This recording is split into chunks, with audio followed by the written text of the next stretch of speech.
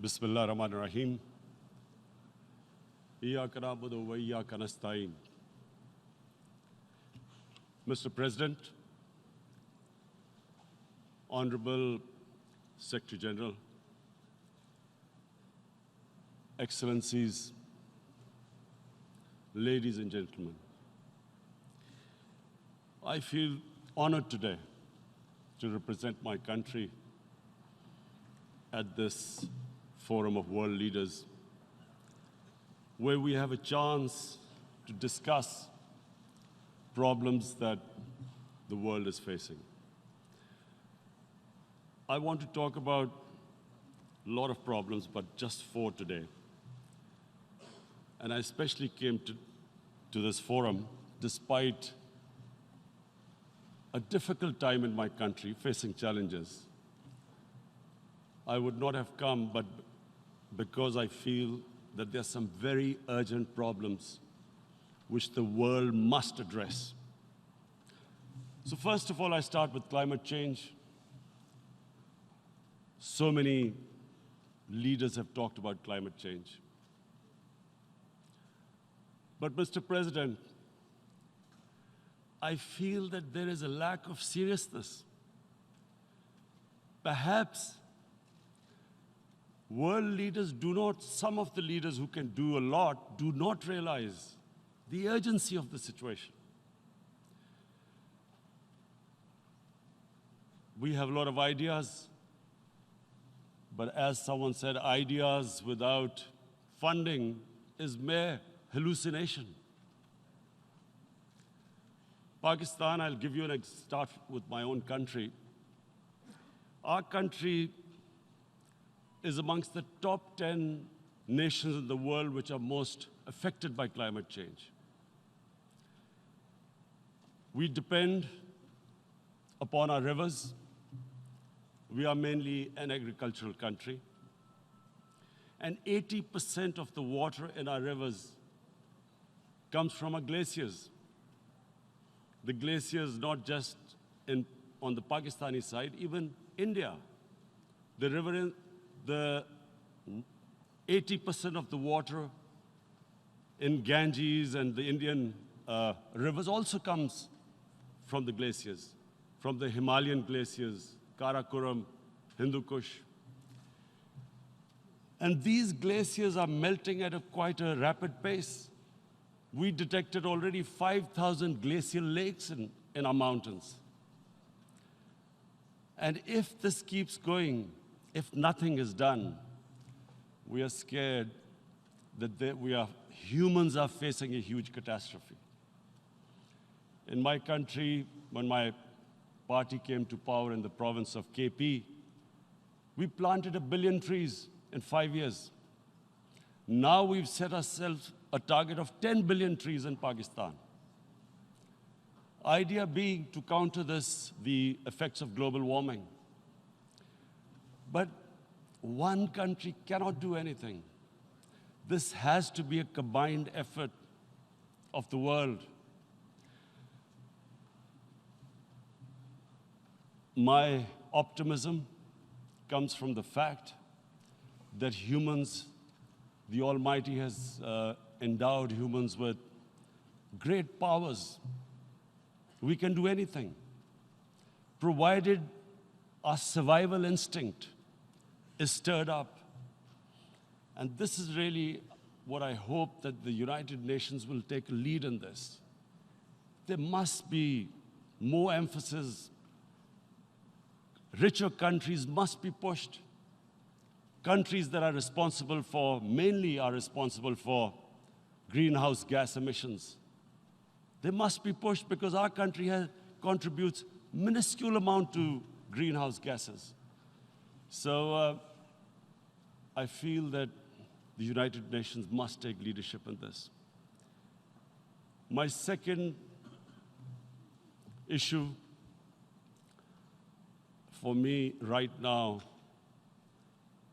is even more critical. Mr. President, every year, billions of dollars leave the poorer countries and go towards rich countries. Billions of dollars siphoned off by the ruling elites of the developing world. And they find their way into Western banks, offshore accounts, tax havens, expensive properties hidden behind companies bought in Western capitals. Mr. President, this is devastating the developing world. This is causing more poverty, debts. It's impoverishing the developing world. The difference between rich and poor countries is growing because of this. Money laundering, which happens because money leaves the poorer countries into rich countries, is not treated the same as, for instance, money from drugs or terror financing. The seriousness which terror financing and money from drugs, the way it is treated, it's not the same. The way the poor countries are being plundered by their elites. It's not happening. In my country, when I took charge of our government a year back, in the 10 years preceding that, our total debt went up 4 times. The debt we had accumulated in 60 years, just in 10 years, it went up 4 times. As a result, the total revenue we collected in 1 year, half of it went into debt servicing. How are we going to spend money on our human beings, 220 million people, when half the money is going into debt servicing? Because our country was plundered by the elites, the ruling elite. And easily they could get the money out. And when, Mr. President, we located properties in Western capitals bought by this money through corruption and money laundering, located the properties of these corrupt leaders, we find it so difficult to retrieve it.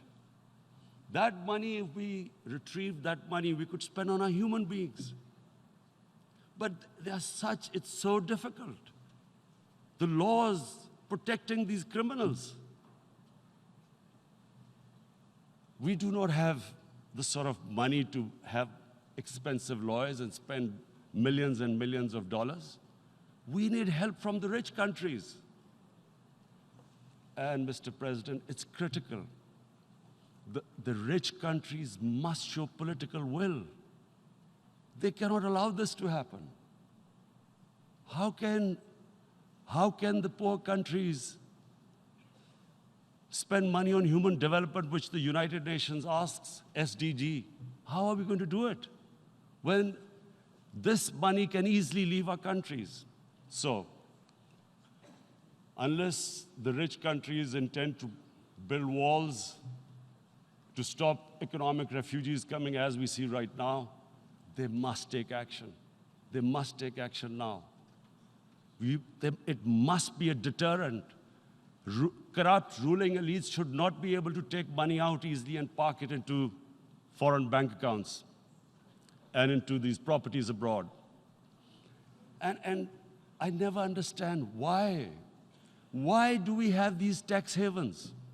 Why is this allowed? Shouldn't rich people pay taxes? Why is it legal to have these tax havens where you have these secret accounts? Because, the world is changing. The population of the world is growing. Sooner or later, you're going to have a crisis. If the poor get poorer and the rich get richer, there is going to be a crisis sooner or later. So this is my second point. I hope that the United Nations takes a lead in this. It involves the IMF, the World Bank, Asian Development Bank. They must find a way of stopping this plunder of the developing world. My third point is Islamophobia. There are 1.3 billion Muslims in this world. There are millions of Muslims living in other countries, European countries, in the US, as minorities. Islamophobia since 9/11 has grown at a pace where it is alarming. Human communities live together. There should be understanding amongst them. But Islamophobia is creating a division. Muslim women wearing hijab, it's become an issue. It's become an issue in some countries. Hijab is some sort of a weapon. A woman can take off her clothes in countries, but she can't put on more clothes. How is this happening? Because of Islamophobia. And how did this Islamophobia start? After 9/11. And why did it start? Because certain Western leaders equated terrorism with Islam. Islamic terrorism. Radical Islam. What is radical Islam? There is only one Islam, and that is the Islam we follow of Prophet Muhammad sallallahu alaihi wasallam. There is no other Islam. Radical Islam, Islamic terrorism, what message did they send to people in the West? And why is there Islamophobia? How is a person in New York, in the Midwest, in the US, in European capital, how is he going to distinguish between who is a moderate Muslim and who's a radical Muslim? Because terrorism has nothing to do with any religion. This Islamic terrorism, Islamic radicalism, and sadly used by leaders, this has been the main reason for this Islamophobia. And it has caused pain amongst Muslims. We in Muslim countries watch this Islamophobia traveling abroad, and it's getting worse. And may I just say, Mr. President, that in European countries, it is marginalizing Muslim communities. And we all know that marginalization leads to radicalization. Some of the people who ended up as militants in Syria and other places were from marginalized Muslim communities. And my point here is that we must address this issue. I'm sad to say that we Muslim leaders have not addressed this issue either. After 9/11, when this thing came about war against radical Islam, rather than Muslim leaders trying to explain to the West that there is no such thing as radical Islam, in all human communities, they are radicals. They're liberals and rest are moderate. All human communities, Christians, Jews, everyone has it. But Islam is not radical, neither Judaism, neither Christianity, neither Hinduism. No religion preaches radicalism. The basis of all religion is compassion and justice, which differentiates us from the animal kingdom. But unfortunately, the Muslim leadership was so scared of being called radical Islam that all of them became moderates. In Pakistan, we were in the eye of the storm, and our government coined a phrase called enlightened moderation. No one knows what it meant, but everyone started putting on Western suits that they were moderates, started speaking. Even those who didn't know English would speak English because they were moderates. No one had a clue what it was, because we, in the Muslim world, did not explain to the West that there is no such thing as radical Islam. One of the reasons why, after 9/11, Islam was supposed to be equated with terrorism was suicide attacks. Because the 9/11 bombers did a suicide attack, all sorts of theories came up that the Muslims are involved in suicide attacks because they will get virgin in heavens. Some came up with, what about women, suicide attackers? So this bizarre thing happened. No one explained. Suicide attacks and Islam were equated. No one did research that before 9/11, the majority of suicide attacks in the world were by Tamil tigers, who were Hindus. No one blamed Hinduism, and quite rightly. What has Hinduism got to do with what desperate people were doing in Sri Lanka? We all know about, we've seen films about Japanese kamikaze pilots at the end of the Second World War doing suicide attacks. No one blamed the religion. But here we were trying to prove we were going to the West. But the most important thing I wanted to say here today, in explaining this Islamophobia, Mr. President, and I feel it's very important because I've spent and I spend a lot of time there, so I know how the Western mind works and how West views religion. So where the misunderstanding about Islam came. And one of the reasons it phobia. That was, in 1989, this book was published, maligning, insulting, ridiculing our Prophet Muhammad sallallahu alaihi wasallam. And there was a reaction in the Muslim world. The West couldn't understand what was the problem. Because in the West, because I have spent so much time in the West, religion is perceived completely differently. They don't look upon religion like we do. And so, Islam was supposed to be an intolerant religion. It was against freedom of expression. And Islam took a real beating 30 years ago. I still remember it became a watershed. And Prophet, peace be upon him, there would be a reaction by the Muslims. And again, it was Islam, an intolerant religion. Again, this time, I blame a certain section of the people in the West who deliberately provoked this, knowing the impact it would have. But the majority of the people in the West didn't understand. This is where, again, Muslim leadership let the Muslims down. We should have explained to them what our Prophet, peace be upon him, means to us. So in 1 minute, I'll try and explain what he means to us. Our Prophet was the witness to the divine book, the Holy Quran. The Holy Quran is the book of guidance for Muslims, and the Prophet's life was living the Quran. He was an example of what the Quran guided us to be. So he is the ideal we all try to get to. The Prophet created the state of Medina, the first state in Islam.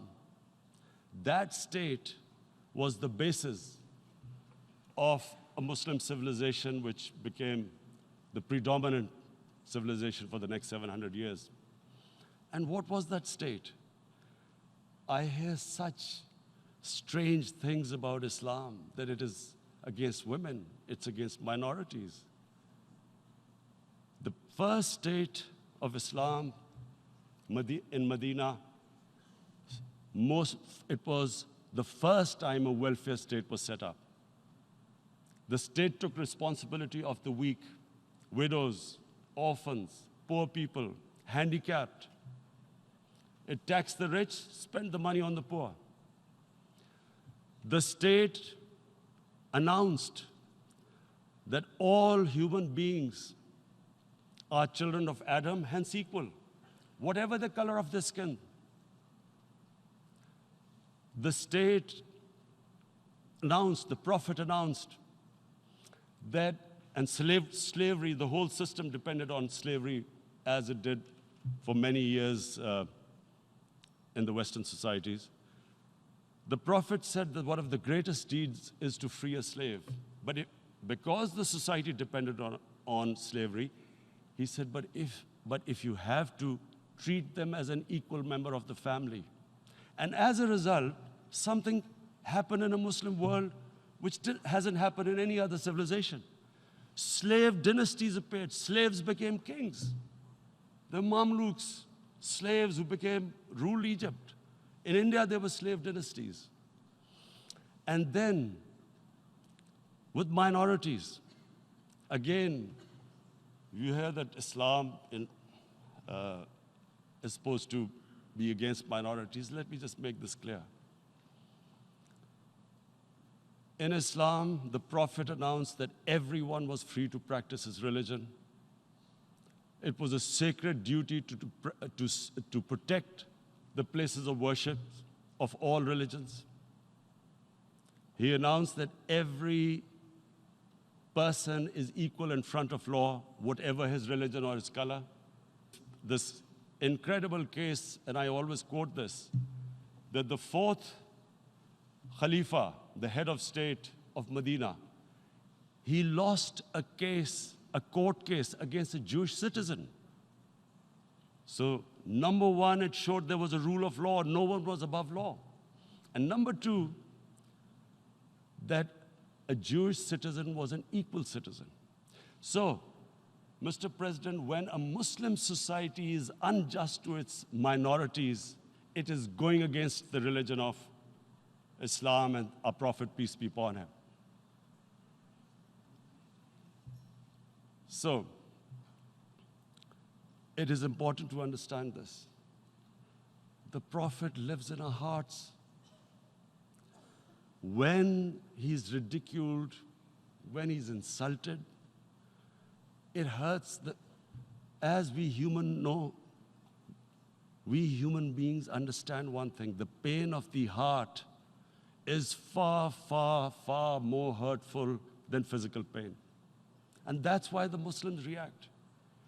And I always thought that if I ever had this stage, I would try and explain this to the world community, especially to the Western community, because having lived in the Western community, people didn't understand this.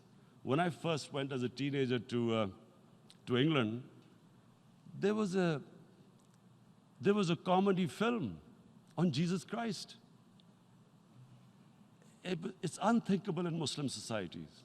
So we need to explain that, look, in a human community, we must be sensitive to what causes pain to other human beings. We have,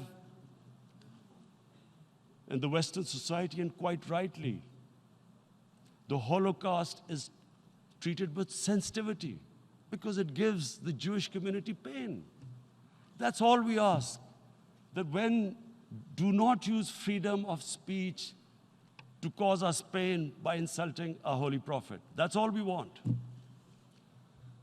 And now, the number fourth point, Mr. President, and this is the most critical point, is the reason why I especially came here.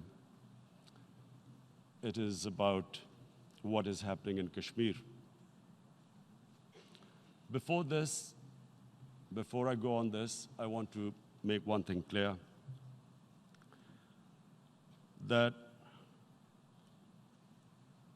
when we came to power, my first priority was that Pakistan would be a country which will try its best to bring peace. We had been through this war on terror. We joined the United States war on terror after 2001. And Pakistan went through one of its worst periods where 70,000 Pakistanis died and over 150 billion was lost to our economy. And Mr. President, I opposed the war because in the 80s, Pakistan had joined the Western countries in what was the freedom struggle then in Afghanistan against the Soviets. And it was funded by the Western countries. These Mujahideen groups, which were treated in guerrilla warfare, were trained by Pakistan Army, funded by the Western countries, and especially US, and they waged what was a freedom struggle in Afghanistan. The Soviets called them terrorists. We called them freedom fighters. 1989, The Soviets retreated. The Americans packed up and left. Pakistan was left with these groups.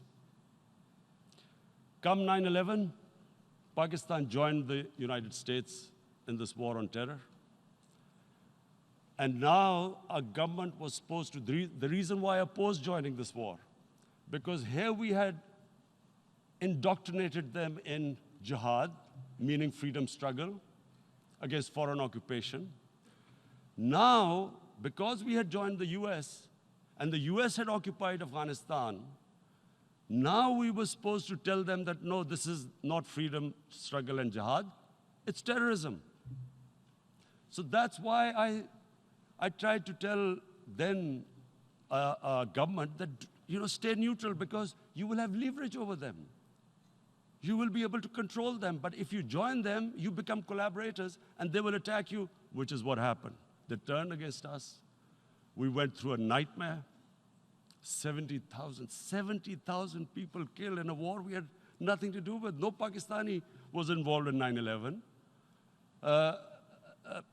Taliban were in Afghanistan. Al-Qaeda was in Afghanistan. What had we to do with it? 70,000 Pakistanis died. So when we came to power, we decided that we would dismantle what was left of these groups.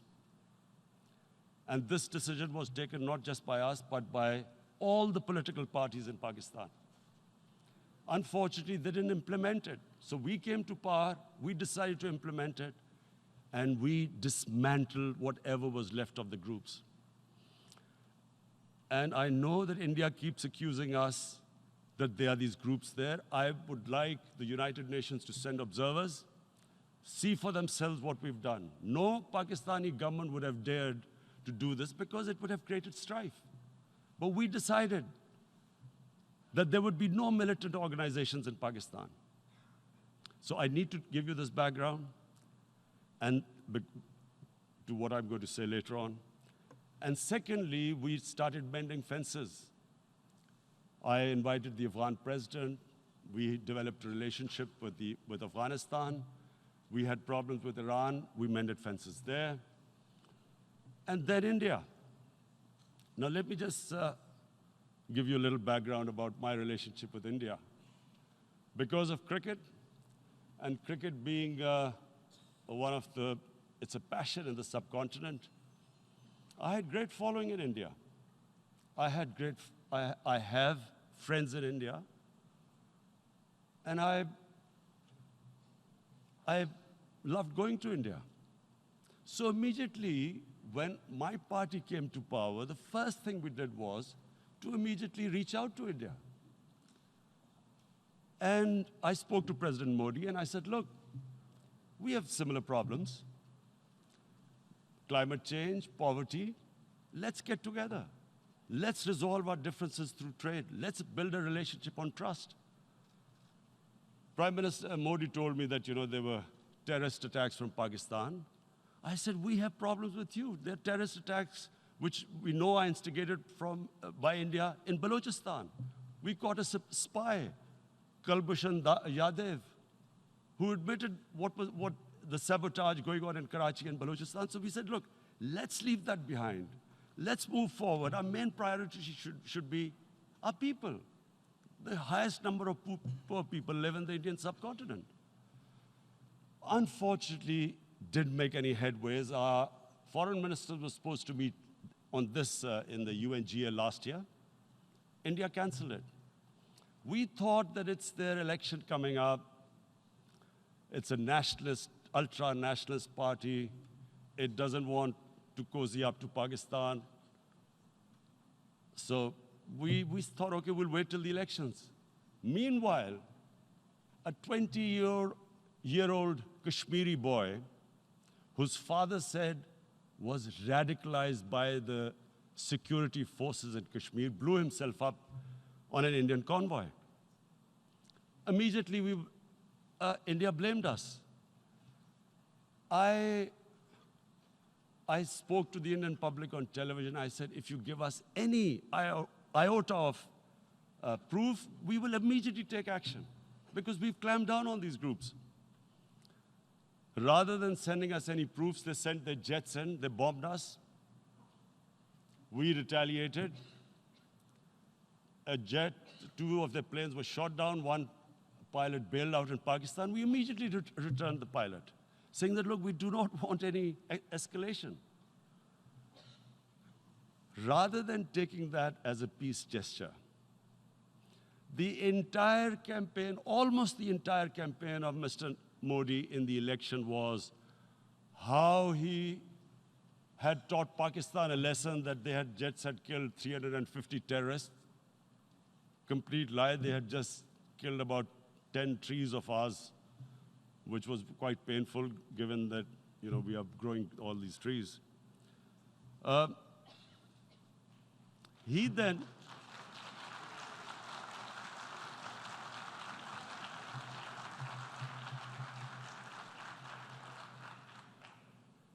the election campaign, Mr. Modi used words like, this is just a trailer, the movie is about to start. I went into Pakistan and taught them a lesson. This was the election campaign. Okay, so we thought, us politicians make all these statements to win elections. So, okay, after elections, we'll get back to our normal relationship. Well, the moment the elections ended, we approached India, no response, but then we discovered they were trying to push us in the FATF blacklist to bankrupt us. That's when we realized there was an agenda. And that agenda became obvious on the 5th August when India went against 11 United Nations Security Council resolutions, which say that Kashmir is a disputed territory and the people of Kashmir have the right of self-determination. They went against that. They went against Simla Accord, which is about bilateral, sorting out our differences through bilateral means, went against that. They actually went against the Indian Constitution. Illegally, they revoked Article 370, which gave Kashmir the special status. They got an extra 180,000 troops there. Total number of security forces in Kashmir now are 900,000. And they put 8 million people of Kashmir under curfew.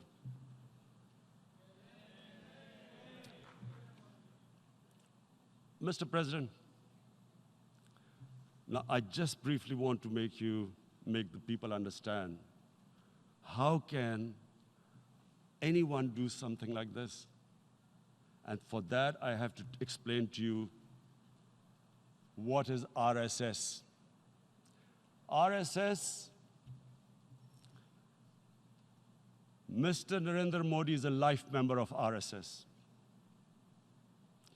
RSS was an organization that was inspired by Adolf Hitler and Mussolini, came about in 1925.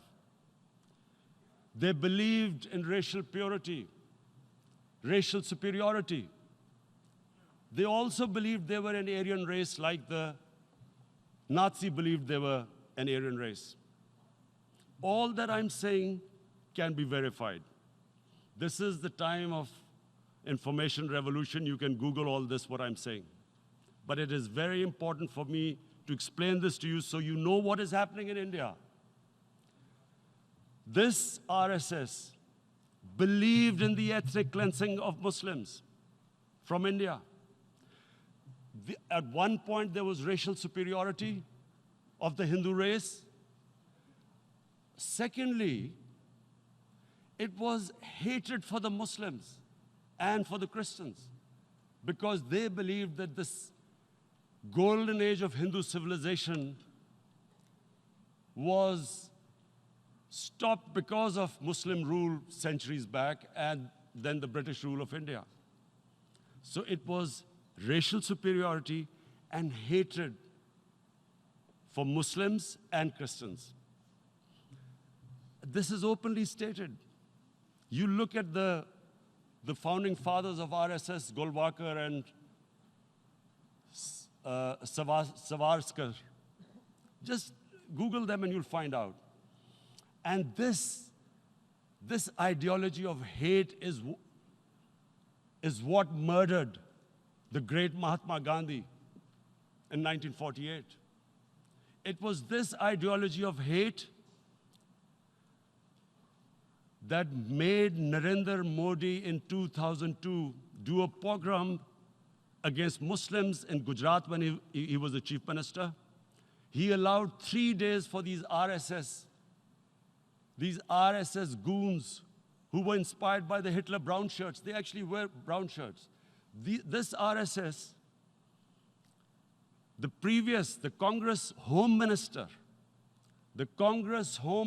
gave a statement that in RSS camps, terrorists are being trained. And these terrorists butchered 2,000 Muslims, and 150,000 Muslims were made homeless. Narendra Modi could not travel to the US because of that.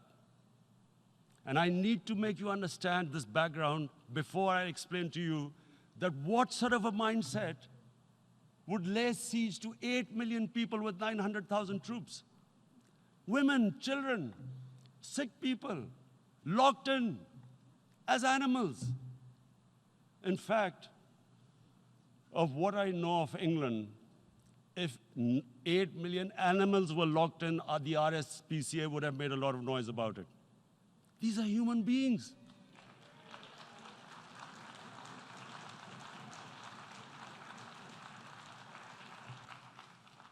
And Mr. President, what comes with racial superiority, these illusions of Aryan superior race, is arrogance.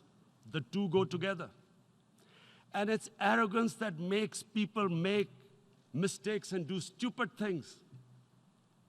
Cruel things like what Narendra Modi has done. It's sheer arrogance. And it's arrogance that has blinded him from the fact that what is going to happen when the curfew is lifted? Has he thought about it? This hasn't been thought through. What is he going to do when he lifts the curfew?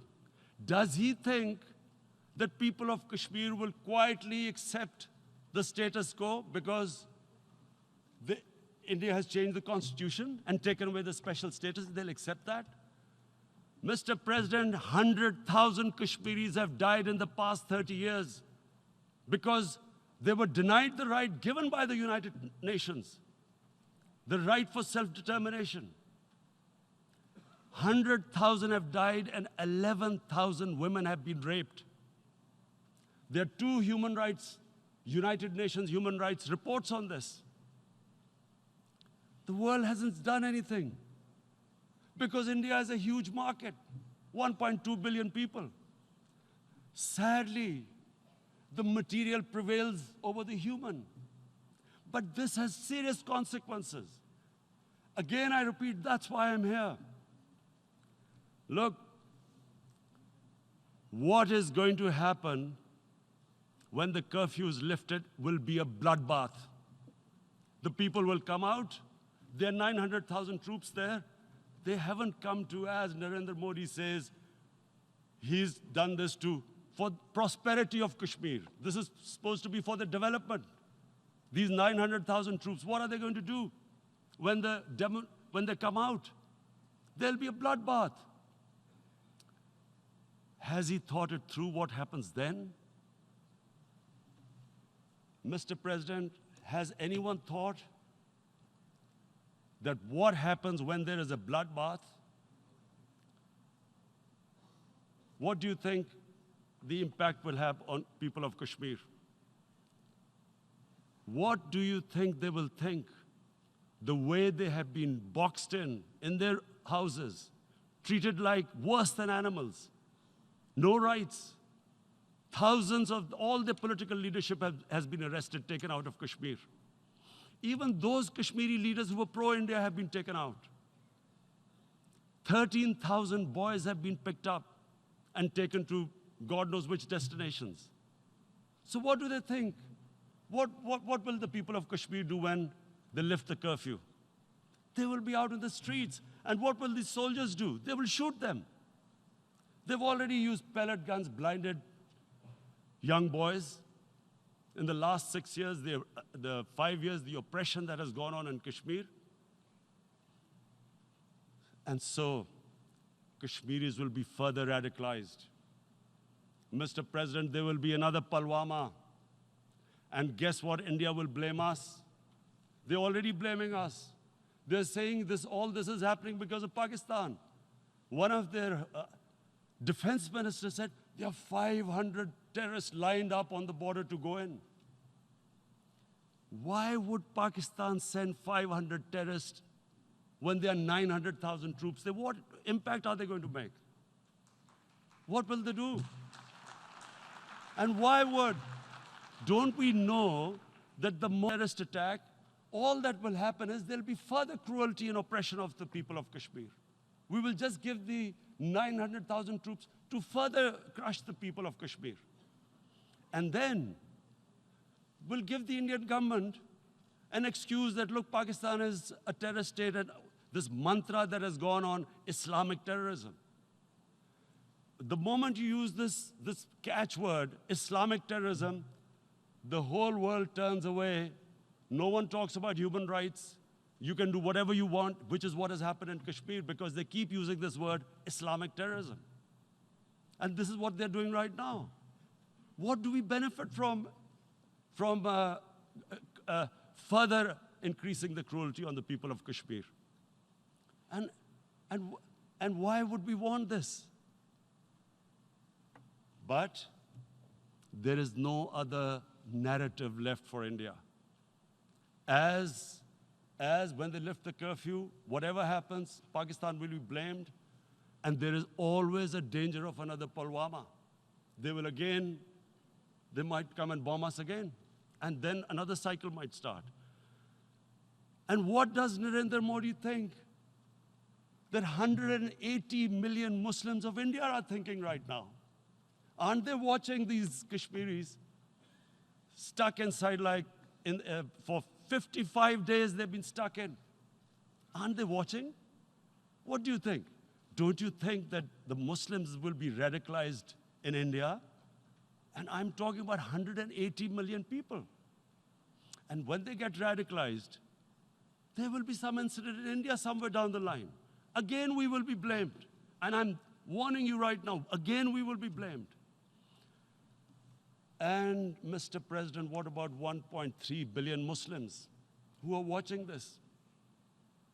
And they know that it is only happening in Kashmir because they're Kashmiri Muslims.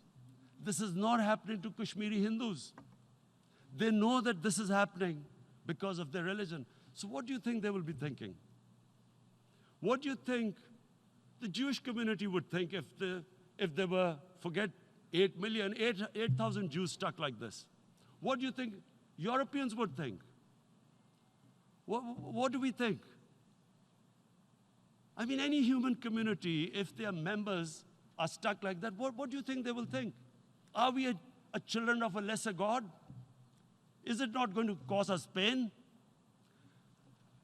And then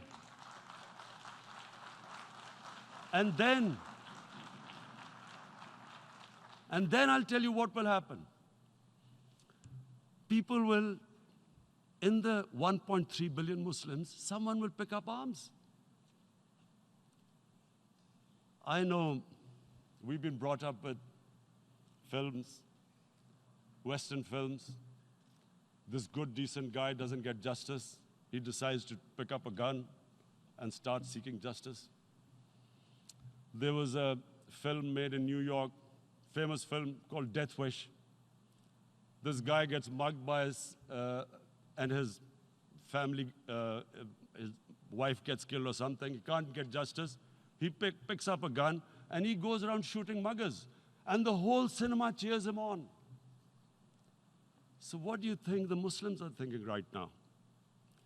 If there is a bloodbath, there will be Muslims becoming radicals, not because of Islam, but because of what they will see, that there's no justice when it comes to Muslims. There were Rohingya Muslims, Myanmar, who are, God knows, almost 1 million people out, ethnic cleansing. What was the response of the world community? So what do you think will be the response of 1.3 billion Muslims? I picture myself. I'm in Kashmir. I've been locked up for 55 days. I have heard about, and there are rapes, Indian Army going into homes, soldiers.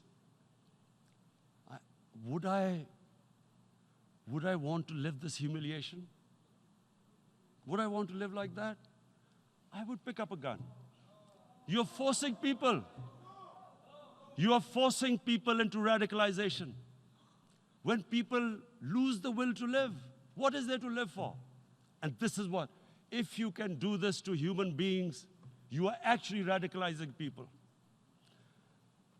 And so, Mr. President, I want to repeat here, this is one of the most critical times. There will be a reaction to this. Pakistan will be blamed.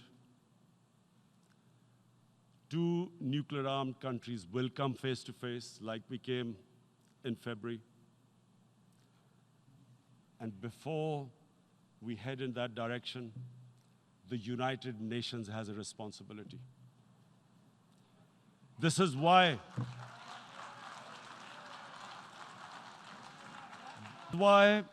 the United Nations came into being in 1945. You were supposed to stop this happening. I feel we are back to 1939, Munich. Czechoslovakia has been taken, annexed. What is the world community going to do? Is it going to appease a market of 1.2 billion, or is it going to stand up for justice and humanity?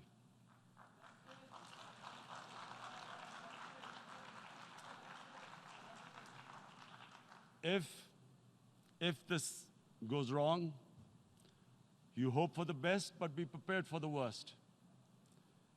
If a conventional war starts between the two countries, Mr. President, if a conventional war starts, and anything could happen, but supposing a country 7 times smaller than its neighbor is faced with the choice, either you surrender or you fight for your freedom till death, what will we do? I ask myself this question. And my belief is, La ilaha illallah, there is no God but one. And we will fight. And when